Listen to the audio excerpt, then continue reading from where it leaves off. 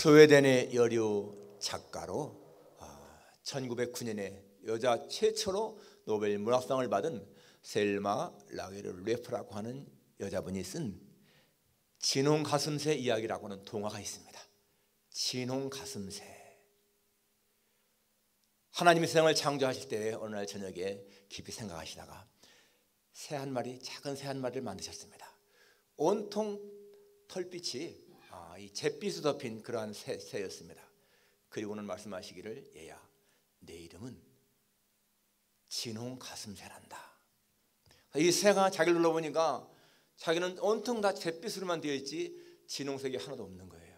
하나님께 묻습니다. 하나님, 저에게는 진홍색이 하나도 없이 다 잿빛 털만 있는데 왜 제 이름이 진홍 가슴새죠?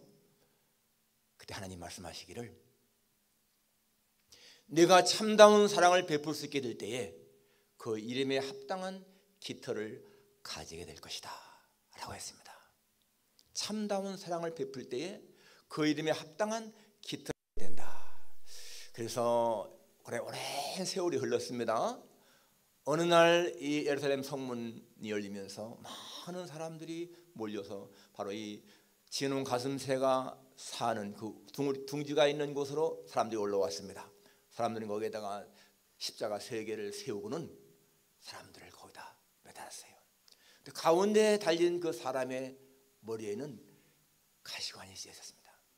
그리고 그 가시가 그 이마를 찌르면서 피가 송글송글 맺혔고, 그리고 핏방울 떨어졌습니다. 방기사님, 왜 하울링이 나죠? 그래서 다른데 좀 다른 걸 끄세요. 다른 마이크를. 그래서 이 새는 그걸 보면서요, 자기의 가슴이 너무나 아픔을 느끼는 거예요. 그분의 이마에 떨어지는 핏방울 때문에 내가 뭔가 저분을 위해서 할 것이 있겠다 해서 그 십자가 주위를 맴돌았습니다. 그런데 보니까 그분의 얼굴은 너무 평화로워 보이는 거예요. 그래서 내려가서 용기를 내서 자기의 부리로 가시 하나를 뽑았습니다. 그랬더니 거기에서 떨어지는 피가 자기의 목덜미에 떨어지는 거예요. 다시 또 하나를 뽑았습니다. 역시 핏방울이 튀면서 자기의 목덜미와 가슴이 빨갛게 물들었습니다. 그리고는 그분이 숨을 거두는 바람에 슬픈 마음으로 돌아왔습니다. 둥지에. 주위의 친구들이 물었습니다. 야, 너 왜 갑자기 이렇게 목덜미와 가슴이 빨개졌니? 저분에게 가시를 뽑아주는데 그 피가 좀 이렇게 묻은 거야. 내가 샘에 미역 감으면 다 없어질 거야. 그리고는 샘에 가서 미역을 감았는데 아무리 미역을 감아도 그게 사라지지 않는 거예요. 그리고 더 신기한 것은 자기가 알을 낳고 품어서 나온 새끼마다 전부 다 이 목덜미와 가슴에 빨간 진홍색이 새겼습니다. 그때서 이 새는 깨달았습니다. 하나님께서 자기를 만들 때에 네가 참된 사랑을 베풀 때에 그 이름에 합당한 깃털을 가져야 될 것이다 하는 생각이 났습니다. 여러분, 이 동화 하나의 동화지만은 그래서 무슨 말입니까?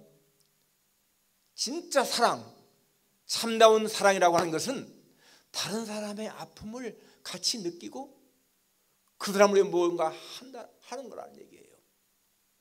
이 동화는요, 우리 크리스찬들에게 주는 메시지가 더 강합니다. 크리스찬들에게 정말로 다른 사람의 아픔을 같이 나누는 그 사람이 하나님을 사랑하는 사람이고 그 사랑이 진짜 신자의 모습이다.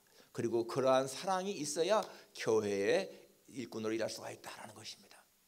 여러분, 오늘 본문은 바로 초대교회 때에 이 교회가 막 부흥할 때라는 일이지 않습니까? 그런데 그렇게 막 부흥할 때에 그런데 문제가 생겼습니다. 1절에 보니까 그때 제자가 더 많아졌는데 헬라파 유대인들이 자기의 과부들이 매일의 구제에 빠짐으로 히브리파 사람을 원망하니. 여기 원망한다는 얘기가 나와요. 잘 교회가 발전하는데 여기 갈등이 생겼어. 히브리파 사람과 헬라파 사람들에게 이 갈등이 생겼습니다. 여러분, 사실상 이런 갈등도 뭐가 문제겠어요?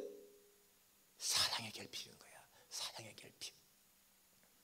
히브리파 사람들에게 더 뭔가 많이 가는 것 같고 헬라파 사람들은 유대를 떠난 사람들이잖아요.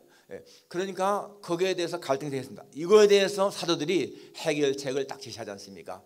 야, 이거 우리가 말씀과 기도에 등한했기 때문이다. 그러니까 성령과 지혜가 충만한 사람 7명을 택해라. 우리가 일을 제대로 맡기고 우리는 말씀과 기도에 열심히 하겠다.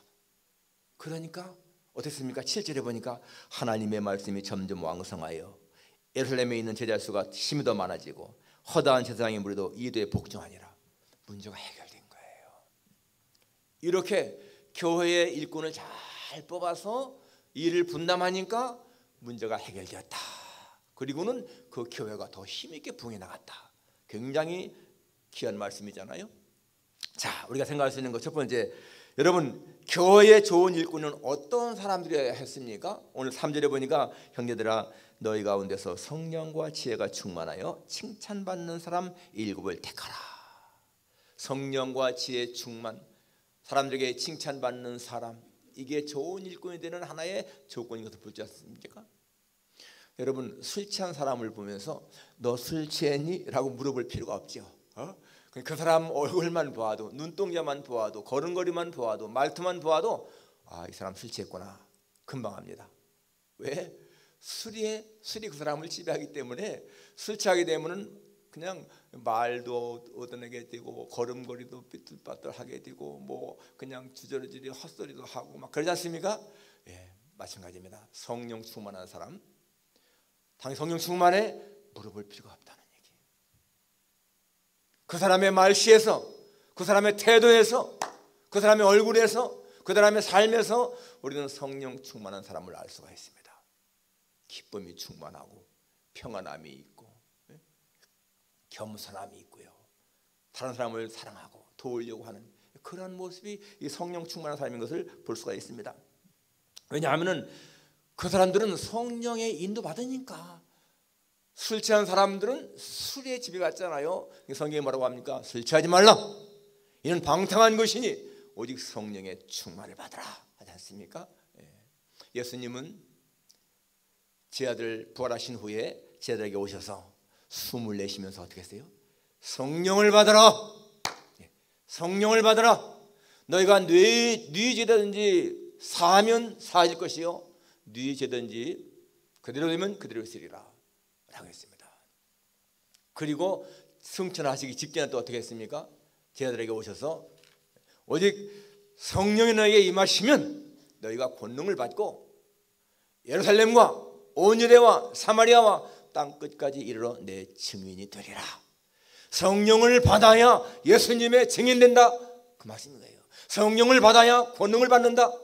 여러분 권능, 파워 이게요 하나님의 일을 할 수 있는 능력이거든요.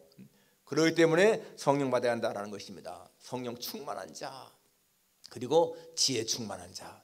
여러분 지혜라고 하는 것은 우리가 무언가 얻어서 되는 것이 아니잖아요. 지식은 뭡니까? 지식은 우리가 책을 많이 읽고 뭔가 많이 들어서 이렇게 인포메이션을 많이 쌓으면 그게 지식이 되는 거야. 그렇지만은 지혜는 그런 것이 아니에요. 지혜는 하나님이 주시는 거예요. 하나님이. 여러분 우리가 솔로몬 지혜로운 자 다 알잖아요. 그런데 여러분 솔로몬이 처음부터 지혜로웠을까요? 아니잖아. 그 하나님 앞에 1000번째를 졌을 적에 하나님이 네 소원이 무엇이냐 물었을 적에 이 솔로몬이 지혜를 구했지 않습니까? 백성을 잘 재판할 수 있는 지혜를 주십시오. 그러니까 하나님이 내가 내게 지혜를 주신다 주신 거야. 그러니까 지혜로운 거야. 그러니까 자문서라든지 전도서라든지 아가서 얼마나 지혜로운 책입니까? 지혜. 다니엘 마찬가지로 처음부터 지혜로운 자가 아니었습니다. 그런데 이 다니엘은 그 바벨론의 포로로 붙잡혀서도 내가 하나님만을 섬기겠다 그러한 마음의 작정. 그러니까 왕이 주는 진미 거부하고 채소만 먹겠다. 이거 대단한 거예요. 사실상 여러분 우리가 그런 처지에 있을 적에 그럴 용기가 있을까요? 더군다나 30일 동안은 다른 신에게 기도하면은 사자로 던진다. 그런 거 알면서도 여러분 창문 열어놓고 예루살렘을 향한 창문 열어놓고 기도하는 그런 용기 있을까요? 없어요. 그러니까 하나님이 그에게 지혜를 주신 거예요. 성경에 뭐라고 나오죠? 하나님을 경외하는 것이 지혜의 근본이고 거룩하신 자를 아는 것이 명철이니라. 여러분 지혜라고 하는 것은 세상에서 뭔가 인포메이션을 받아갖고 되는 것이 아니라니까요. 하나님을 경외하는 것 자체가 지혜인 겁니다. 여러분, 진짜 하나님을 경외한다, 이게 창조주를 경외하는 거 아니겠습니까? 그거는 진짜 지혜잖아요. 이 땅에 수많은 사람 가운데서 하나님을 경외하는 사람은 적잖아요. 이게 얼마나 이게 큰 축복이야. 여러분과 제가 하나님을 경외한다는 거 정말 놀라운 축복입니다. 정말 우리는 감사해야 돼. 성경에 보면 삼손이라고 하는 사람, 태어날 때부터 나신으로 태어나서 여러분 얼마나 힘이 셌습니까? 나귀 턱뼈 하나로 1,000명을 죽였잖아요, 블레셋 사람. 그런데 들릴라라고 하는 여자를 사랑하는 바람에 여러분, 들릴라가 당신의 힘의 근원이 뭡니까? 자꾸 물으니까 나중에 가르치잖아요. 그 자기 머리털이라고. 그래서 머리털 다 밀리고는 어떻게 돼요? 블레셋 사람들한테 잡혀가가지고 둔도 빼임 당하고요, 그냥 맷돌 돌리면서 조롱받고, 나중에 다시 머리털이 자라니까 그 블레셋 사람들 많은 사람들 죽이고 죽잖아요. 이게 왜 그래요? 지혜가 없기 때문에 그런 거예요. 지혜. 여러분, 사탄이 사용하는 큰 무기 뻔하잖아요. 술, 여자, 돈, 명예욕, 권세욕, 그런 것들은 사탄이 이용하는 무기인 거야. 정말 우리가 이 돈 문제, 술, 여자, 명예욕, 그런 걸 다 거부하는 사람이면요 문제 없습니다. 한국의 법무부 장관 한동훈 씨는 보니까 아주 술을 절대 안 타더라고요. 정치인으로서 그렇게 술 안 하는 거 드문 일이잖아요. 그러니까 구설 수가 없는 거야. 지혜인 겁니다. 지혜. 우리가 아브라함 생각할 적에 아브라함 정말 믿음의 조상입니다. 그런데 실수하잖아요. 무슨 실수합니까? 하나님이 내 자손을 별같이 모래같이 많게 하겠다 했는데 아무리 기다려도 아들을 낳을 수가 없고 사라 나이가 많아지고 그러니까 어떻게 했습니까? 인간적인 생각으로 또 사라가 그렇게 얘기했잖아요. 하가를 첩으로 들여서 아들 낳아라. 그러니까 그냥 그 말 듣고서 하가를 취해서 이스마엘을 낳았는데, 여러분, 그것이요 오늘날까지 중동 문제, 이스라엘과 중동 그 분쟁 얼마나 심각합니까? 지혜가 없다는 얘기예요. 지혜가. 근데 여러분, 정말 이 지혜 충만하다는 거 정말 중요한 것이지 않습니까? 우리는 삼손이나 아브라함 보면서 그분들의 좋은 것은 본받아야 되지만은 또 그분들에게 교훈을 받아야 되는 거예요. 이렇게 믿음이 좋은 사람도 실수할 때가 있구나. 실수거든요, 사실상. 그리고 사람에게 칭찬받는 사람이라고 했습니다. 칭찬받는 사람. 여러분, 예수님은 이렇게 말씀했잖아요. 너희는 세상의 소금이다. 너희는 세상의 빛이다. 이같이 너희 빛을 사람 앞에 비치게 하여 저희로 너희 착한 행실을 보고 하늘에 계신 너희 아버지께 영광을 돌리게 하라. 여러분, 우리 크리스찬들은요 교리 때문에는 세상 사람들에게 욕먹을 수 있습니다. 교리 때문에. 예수님만이 구원의 길이다. 여러분, 이건 타협할 수 없는 길입니다. 예수님만이 구원의 길, 예수님 외에는 구원의 길이 없다. 이거는요 흔들릴 수 없는 교리인 거예요. 그렇게 주장할 때 사람들은 어떻게 하죠? 기독교인들 독선적이야. 왜 구원의 길이 예수님밖에 없어? 뭐 석가 믿어도 공자 믿어도 구원받지. 절대 타협할 수 없는 거예요. 그건 욕먹어도 할 수 없는 거예요. 그렇지만은 우리는 행실 속에서는 여러분 세상 사람들한테 인정받고 칭찬 들어야 되는 거예요. 행실 삶 속에서는. 어느 과일 가게에 단골 손님이 있었는데요, 이 여자 집사님이 그 집에 항상 가면서 물건을 사는데 항상 사과를 사는데 사과를 항상 흠이 있는 거, 좀 시든 거, 좀 이 주인이 팔기 좀 덜 좋은 거, 이것만 골라서 다 담아가니까 그러면서도 말이 없어. 더 달라든지 깎자든지 뭐 그런 말이 없어. 항상 웃으면서 물건을 사가고. 여러분, 가게 주인이요 교회 안 다니는 사람이었는데 그분을 볼 적에 저분은 정말 천사 같다. 얼마나 이 장사하는 사람 입장에 좋겠습니까? 흠이 있고 시들고 안 좋은 거 사가니 얼마나 좋겠어요. 결국에는요 이 가게 주인이 그분한테 어느 교회 나가십니까? 하고 따라 나갔다는 거예요. 삶을 통해서, 행동을 통해서 예수님 증거하는 거예요. 그게 물론 그런 경우는 드물겠죠. 그럴지라도 설령 교회는 안 따라 나온다 할지라도 그 사람에게 이 교회에 대한 좋은 이미지 심어주는 거 아니겠습니까? 정말 교회 다니는 사람 정말 다르구나. 이게 예수님의 명예를 높이는 거 아니겠어요? 그러니까 우리는 생활 속에서 작은 일을 통해서 예수님의 명예를 높일 수가 있다는 거예요. 누가복음 16장 10절에 보게 되면 작은 일에 충성된 자는 큰 일에 충성되고 작은 일에 불의한 자는 큰 일에도 불의하니라 라고 했습니다. 여러분, 가정에서 가족들에게 인정받지 못하는 사람이 사회에 나와서 인정받겠습니까? 절대 그럴 수가 없어요.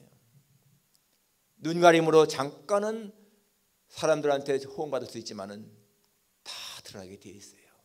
예전에 여러분 필라델피아에서 어떤 교회 집사님이 있었는데 그 아들이 교회를 안 나갔습니다. 자기 아버지의 위선 때문에. 교회 나가서는요 아주 나이스한 집사님이었는데 집에만 오면은 큰 소리 치고 아이들한테 막대하고 했다는 거예요. 그런 사람들이 얼마나 많아요, 여러분. 삶을 통해서 우리는 사람들에게 보여줘야 돼. 여러분의 말씨, 태도. 여러분 오늘 좀 제발 좀 이 칼럼 한번 읽어보세요. 칼럼. 제목이 뭐예요? 사람을 대하는 나의 태도는 어떠한가? 여러분들이 어떻게 사람을 대하는가? 그 태도 정말 중요하죠. 이 내용이 뭡니까? 어떤 회사의 부장, 여자 부장이 자기 회사 정원에서 아들과 같이 벤치에 앉아서 얘기하다가 정원사 같은 노인이 이 나무를 다 이렇게 관리하는 걸 보고는 그냥 정원사니까 애 코를 풀어가지고 휙 그 앞에 던져버리는 거예요. 두 번이나. 정원사는 아무 말 없이 그냥 쉬에 담았습니다. 그리고 뭐라고 하는지 아들한테, 너 봤지? 너 공부 열심히 하지 않으면 저렇게 저 할아버지처럼 나이 들어서도 저렇게 힘들게 일하고 가난하게 사는 거야. 나중에 그분이 누구였습니까? 회장했잖아요. 그 회사 회장. 어떻게 되겠어요? 사람을 외모로 판단하는 거 어리석은 거예요. 정말 여러분 표 기억하세요. 당신의 태도는 your attitude should be the same as that of Christ Jesus. 당신의 attitude, 태도는 예수님의 태도와 같아야만 한다. 이거 중요한 말인 겁니다. 자, 이렇게 성령 충만, 지혜 충만, 남에게 인정받는 사람이 진짜 일꾼이다. 두 번째, 왜 교회 일꾼은 그렇게 성령 충만, 지혜 충만해야 되는 것인가? 여러분, 교회 일은요, 이게 영적인 일이거든요. 영적인 일.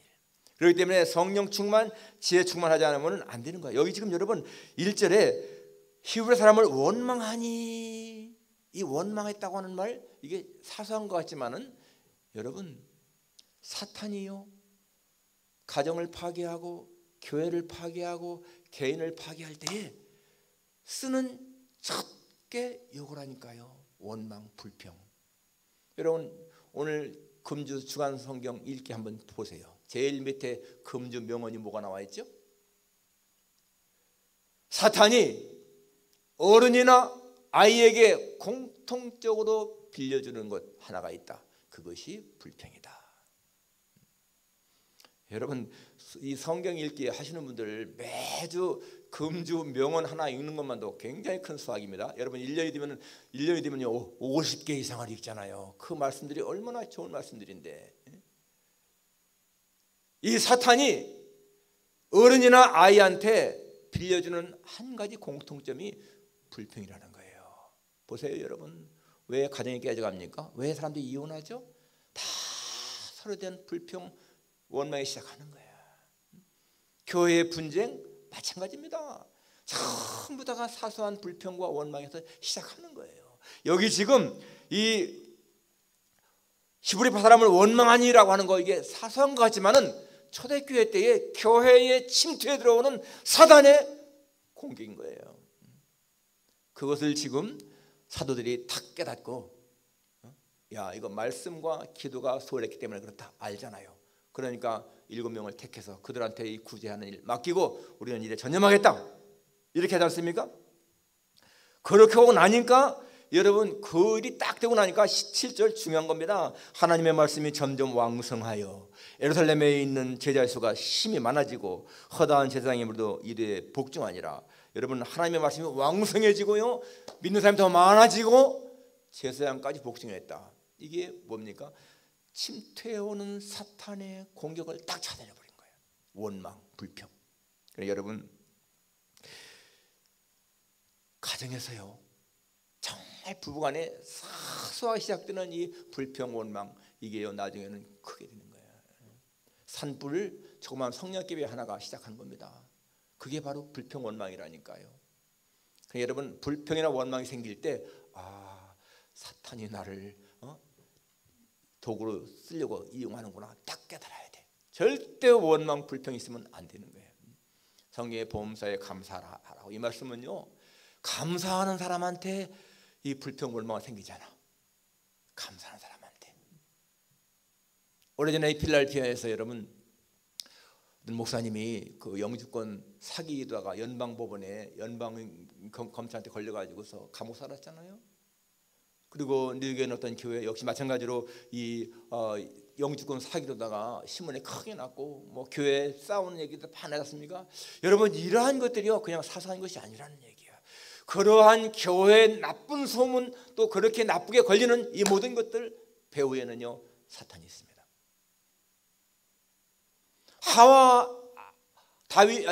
아담과 하와가 여러분 그냥 자기들 생각으로 범죄했습니까? 아니잖아요.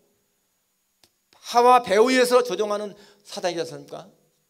그러니까 여러분 우리의 모든 것들, 이 영적인 싸움에서 사단이 항상 우리를 유혹하는 거예요. 말씀과 기도가 약해질 적에 하나님 그럴 적에 여러분 사탄은요 틈타는 거예요. 그러니까 여러분 이 말씀과 기도는 그 당시 사도들에게도 정말 자기들이 전념해야 할 것이지만 오늘날 성도가 다 마찬가지입니다. 목사나 장로나 여러분 집사나 말씀과 기도는요 우리가 갖춰야 할 무기인 거예요. 왜 제가 이렇게 뭐 매주간 성경 읽기, 매일 성경 읽기, 여러분 어떤 분은 와 이렇게 그걸 좀 강제로 할까, 그냥 자율적으로 맡기지. 그래도 그게 여러분들의 무장을 갖추는 것이라니까요. 그래도 여러분 많은 분 참석하잖아요. 끝까지 참석하시는 분들은 왜 그런지 모르겠어. 왜 그러는지 참석하세요. 성경 읽는 거 그거 시간 조금만 내면 되거든요. 그게 여러분의 무장하는 거예요. 영적인 무장. 기도 마찬가지입니다. 여러분 기도도 마찬가지예요. 새벽기도 제가 이 교회 33년 넘도록 진짜 새벽기도 지금까지 계속 해왔잖아요. 코로나 전까지는 일주일에 7, 7일 다 했는데 코로나 이후에는 이제 월화수목금 5일만 하는데요. 토요일하고 주일은 하지 않고. 그래도 항상 여러분 진짜 33년 동안 새벽기도 멤버 하나님이 항상 붙여주었어요. 항상. 저희 부부만 할 때도 있었지만은 그래도 계속 하나님은 붙여주십니다. 사람을 붙여주시는 거예요. 오늘 장로님 기도할 때 뭐 기도했죠? 개혁. 우리 개혁주의 신앙, 우리 장로교는요 개혁주의 신앙인 거예요. 우리 교단은 개혁돼야 됩니다. 제가 무슨 생각했느냐면 야 이거 새로운 목사님이 오실 텐데 새벽기도 이렇게 안 나오면 어떻게 할까? 그분이 생각할 적에 어떻게 목사, 장로, 권사, 안수집사도 새벽기도 하루도 못 나올까? 그래서 제가 무슨 생각했는지 아세요? 야 이렇게 좀 해야 되겠다. 우리 당에서 앞으로 월요일은 목사 나오는 날, 화요일은 장로님들 나오는 날, 수요일은 안수집사님 나오는 날, 목요일은 권사님들 나오는 날, 금요일은 그냥 평신도 누구든지 다 나오는 날. 야, 이렇게 하면 적어도 일주일에 한 번은 나오지 않을까? 여러분 그 아이디어? 예, 그 아이디어. 여러분 삶은요 습관입니다. 습관. 저희라고 별나서 그렇게 빠짐없이 나오겠어요? 매일? 습관인 거예요. 습관. 가장 힘든 것은요 침대에서 딱 내려오는 그겁니다. 침대에서만 내려오면은 그 다음부터는 술술 다 풀리는 거예요. 침대에서 그 밑에 못 내려오기 때문에 새벽기도 못 나오는 거예요. 그래서 일주일에 한 번은 나오자. 그게 여러분 정말 우리의 신앙을 지키는 무기인 것이고 그것이 정말 교회를 새롭게 개혁하는 것이고, 그래서 새로운 목사님 오시더라도 이게 새벽기도가 살아있다. 여러분, 새벽기도가 죽으면요 그게 죽는 거예요. 그렇기 때문에 저희들은 사명감을 가지고 새벽기도 나와서 여러분 진짜 여러분 이름 하나하나 부르면서 기도하잖아요. 하나님께서 막아주셔서 그분들의 모든 삶을 지키셔서 오늘도 해당하는 자 없고 사고당하는 자 없고 그렇게 하루를 잘 지내게 해달라고 여러분 간절하게 기도합니다. 사단은요 우는 사자같이 두루다니며 산길처럼 산다고 말씀하고 있습니다. 사단은 끊임없이 독침을 쏘아내는 거예요. 그걸 막는 것이 말씀과 기도인 것이고요, 그리고 성령 충만하고 지혜 충만한 것이라는 거예요. 하나님은 우리가 교회를 위해서 정말 좋은 일꾼으로 충성하기를 원하십니다. 우리는 주님의 영광을 나타내려고 하는 그런 열망이 우리 가슴속에 있어야 돼. 내가 하나님의 이름을 좀 높이겠다라고 하는 그러한 갈망이 있어야 돼. 여러분, 영국에 연극 배우로 정말 성공하기 원하는 로렌스라고 하는 소년이 있었습니다. 이 로렌스 소년이었는데요, 연극 배우로 출세하기 보통 힘든 거 아니죠? 항상 잡일만 하는 거예요. 잡일만 청소하고 심부름하고. 그런데 이 소년의 로렌스의 마음속에는 자기는 정말 훌륭한 연극 배우가 되겠다라고 하는 갈망이 있었어요. 어느 날 이 조연출자가 이렇게 말합니다. 야, 오늘 배우 단역을 맡은 배우가 오늘 빠졌어. 내가 대신 좀 해야 돼. 그러면서 알려집니다. 그 역은요 단역이야 단역, 딱 한 번만 나가는 거예요. 그것이 뭔가 하면 임금이 잔치를 베풀고 궁중에서 딱 잔치를 베푸는 새, 그때에 저 변방에 있던 병사가 먼 길을 달려오면서 그 임금 앞에 탁 엎드려 절하면서 왕이시여, 저 남쪽 변방에 적이 침입해 왔습니다. 그 말 한마디 하는 거예요. 이 로렌스가 자기가 아직 시간이 남았잖아요. 어떻게 할까? 가만히 기다릴 수가 없어. 그는 뒤뜰에 나가서 사람에게 그 조연출에게 시간 되면 알려주세요 하고는요 뒤뜰 마당을요 뛰는 거야. 계속해서요 달리고 뛰고 하니까 얼굴이 막 땀이 범벅이 되고요, 먼지가 뒤집어지고 그 모래밭에서, 그리고는 신발이 다 먼지가 묻고 막 쉬지 않고 나중엔 정말 숨이 턱이 막힐 정도다가 기진맥진할 정도로 뛰고 하는데 시간 됐다 들어가라. 그때 딱 들어오니까 관객들이 볼 적이에요. 진짜 먼 길을 달려온 그 병사의 모습인 거야.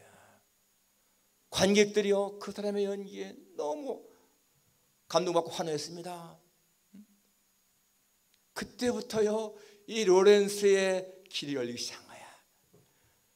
나중에는 영국에서 여러분 남작 자위까지 받고 연극의 그 수준을 한 단계 높인 사람, 로렌스 올리비에. 들어본 적 같죠?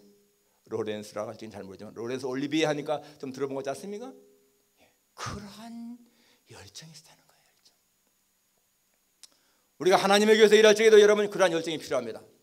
그런 열정 어디서 오는 겁니까? 바로 성령 충만, 지혜 충만, 말씀과 기도에서 오는 거예요. 마지막 세 번째로 우리는 우리 자신이 하나님께 좋은 일꾼으로 인정받아야 한다는 거 기억해야 됩니다. 여러분, 성령 속에 있는 모든 말씀은 다 하나님께서 우리를 위해서 주신 말씀인 거예요. 그냥 이 말씀 속에만 남아있는 것이 아니고 오늘 우리에게 필요하기 때문에 주신 말씀인 것입니다. 마태복음 25장의 달란트 비유는 우리가 어떻게 하나님의 종들로 쓰임받아야 할지 보여주잖아요. 5달란트 곧바로 가서 2달란트 바로 가서 장사해서 이익 남겼다. 1달란트 받은 사람은 땅속에 숨겨놓으니까 어떻게 했습니까? 책망 들었잖아요. 하나님께 받은 달란트, 탤런트, 재능, 그거를 이용해서 일하면은 하나님 앞에 인정받는 종이 되는 거예요. 교회가 어딥니까? 뭡니까? 예수님의 몸이지 않습니까? 그렇기 때문에 우리는 같이 지체들로서 서로가 위로하고 격려하고 어려움을 당한 사람들을 도와주고. 여러분, 지난번에 우리 교회 저한테 와가지고 3,000불 헌금 하신 분 있잖아요. 2,000불인가 3,000불인가. 예. 자기가 옛날에 벌써 한 20년 전에 도움받았는데 그게 잊혀지지 않는다고 해서 하잖아요. 그게 얼마나 귀한 일입니까? 같이 어려움을 당한 사람 도와주는 거, 여러분 다른 사람을 도와주고 남을 위해 사는 것이요 예수님의 삶을 닮아가는 최고의 길입니다.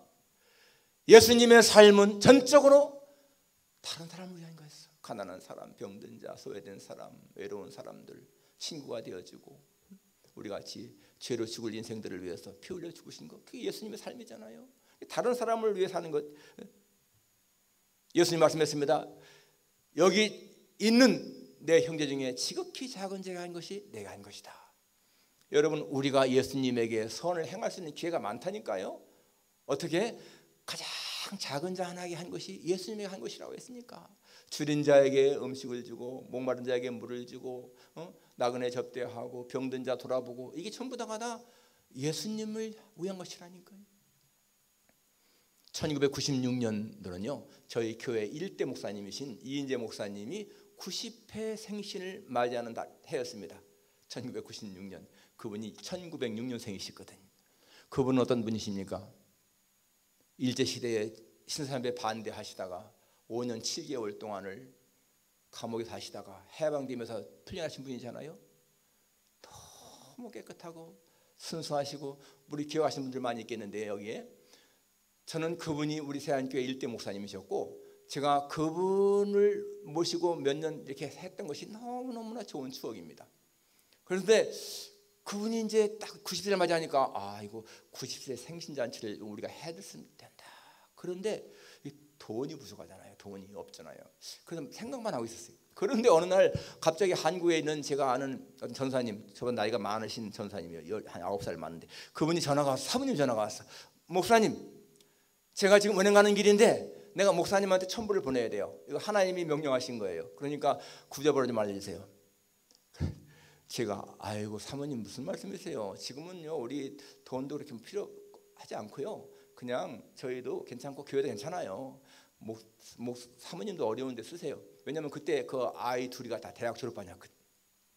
그런데요 그분이 아니라는 거야. 이거는 내 생각이 아니라 하나님의 말씀이기 때문에 어디에 쓰든지 나는 상관없고 그냥 보내야 한다는 거야.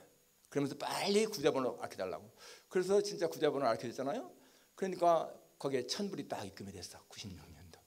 저는 그때까지만 하더라도 이거 왜 갑자기 1,000불이 이렇게 생기나 그랬거든요. 근데 금방 생각나더라고. 이거 이인재 목사님 90회 생신잔치 하라는 이게 종잣돈이구나, 씨앗이구나.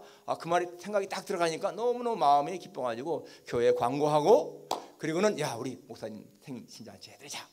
그래서 막 초대장 발부하고요, 신문에 광고 내고 막 노예다 얘기하고 했잖아요. 여러분 기억하시죠? 1996년 그때에 지금은 없어졌지만은 73번하고 611번 거기 가까이 있는 영빈관이라고 하는 식당에다가 아주 잘 음식도 준비하고 우리 여전도 회원들 다 한복 입고 와서 서빙하고, 그때 목사님이요 90회 생신이신데 얼마나 기뻐하셨어요. 그리고는 몇 년에 돌아가셨습니다. 저는 그것이요 하나님이 진짜 목사님에게 이 땅에서 마지막 큰 우위를 베푼 거라 생각을 해. 너무나 아름다운 삶을 사셨으니까 그분의 인생이 90세 되어도요 진짜 아기같이 순진해. 너무너무 생각이나 행동이. 그래서 제가 그분을 그렇게 하면서 이거는 목사님만 기쁘게 한 것이 아니라 진짜 우리 예수님을 기쁘시게 하는 행사였구나, 그런 생각을 했습니다. 한번 여러분 그때 사진 좀 한번 내가 보여주려고 하는데, 우리 한번 그때 찍은 사진 한번 보십시오. 90회 생신 잔치 한번 찍은 거 보고 우리 설교